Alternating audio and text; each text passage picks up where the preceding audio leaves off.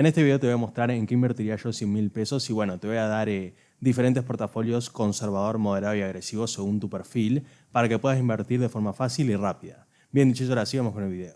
Arrancamos con el perfil conservador, normalmente es el más tranquilo, es el más tranquilo de todo. La prioridad es seguridad y estabilidad. Con este portfolio lo que buscamos no es una gran ganancia, sino una pequeña ganancia y bueno, disminuir mucho el riesgo. La frase que describe este portfolio es: quiero preservar mi capital, protegerme de la inflación y asumir el menor riesgo posible.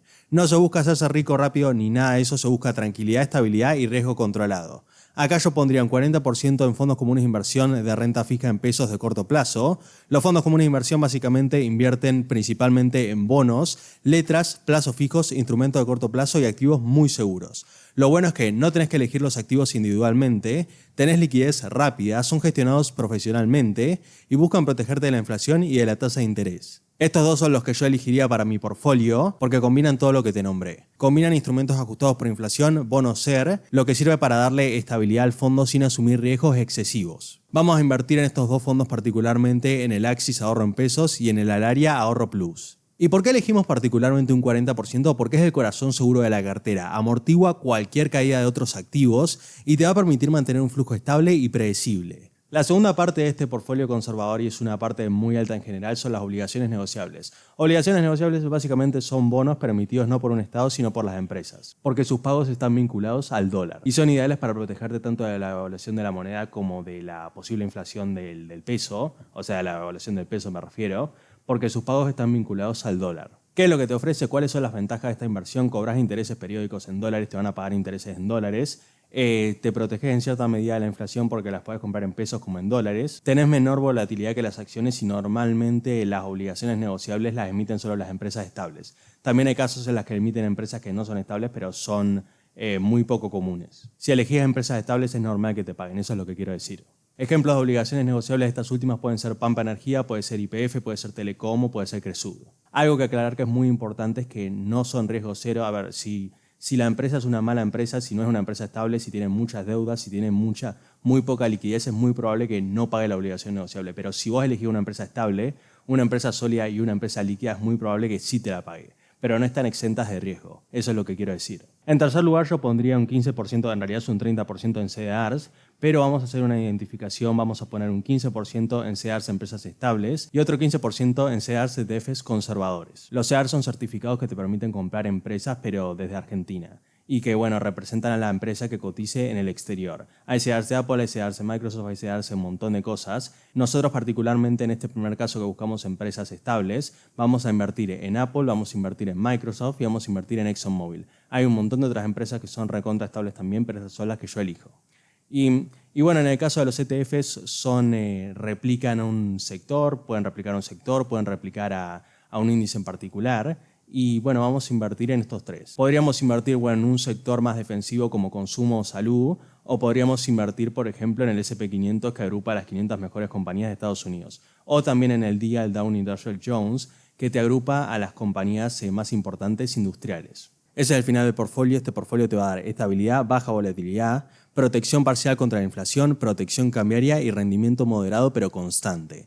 Y es ideal para quienes no quieren sorpresas. Pasamos al segundo portfolio, el portfolio moderado. Acá la frase que lo describiría es: no quiero parecer conservador, no quiero ser muy conservador, pero tampoco quiero ser riesgoso. Se busca un equilibrio entre rentabilidad y protección. En primer lugar, pondría un 30% en fondos comunes de inversión mixtos o balanceados. Los fondos mixtos, te lo dice la palabra, son fondos que mezclan renta fija y renta variable, o incluso activos dolarizados. Te dan mucho más rendimiento que los fondos conservadores que mencionamos anteriormente, pero no asumen el riesgo total de las acciones. O sea, te dan un rendimiento pero también con cierta protección, sin arriesgar todo el capital. Te van a dar diversificación automática, menor volatilidad que comprar acciones sueltas y gestión profesional activa. En segundo lugar tenemos las acciones y los CDRs, en este caso un 25% en acciones y CDRs, que lo que nos va a dar esta segunda parte del portafolio moderado es buscar rentabilidad, o sea, tomar más riesgo, la parte más agresiva del portfolio. Tomamos mucho más riesgo que la cartera conservadora, pero tampoco, o sea, sin exagerar. Acá en el caso de los CDRs podríamos invertir en Google o en Alphabet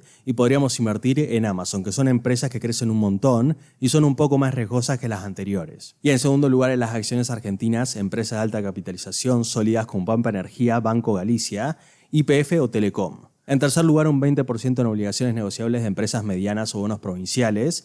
Te dan mayor rendimiento, pero mayor riesgo también. ¿Por qué obligaciones negociables de empresas medianas? Porque te dan tasas más altas para asumir más volatilidad. En cuarto lugar, con este portfolio moderado yo pondría un 15% en ETFs de sectores, o sea, ETFs que siguen particularmente sectores más tranquilos o moderados. No invertir en índices, sino invertir en sectores como tecnología, sectores como finanzas, sectores como petróleo, sectores como salud, porque tienden a ser mucho más conservadores y mucho más seguros que bueno, los índices, que los ETFs que replican índices. Y por último, un 10% en staking, que es básicamente un plazo fijo de criptomonedas. Vos lo podés hacer a través de Binance, buscar la parte de staking y, bueno, elegís bloquear unas criptomonedas para dejarlas en la plataforma bloqueadas y así poder hacer el plazo fijo. Básicamente te pagan un interés anual por dejar las criptomonedas bloqueadas. Este portfolio en comparación con el anterior te va a ofrecer un rendimiento mucho mejor, una rentabilidad mucho más grande que el conservador, con opciones un poco más riesgosas, pero bueno, con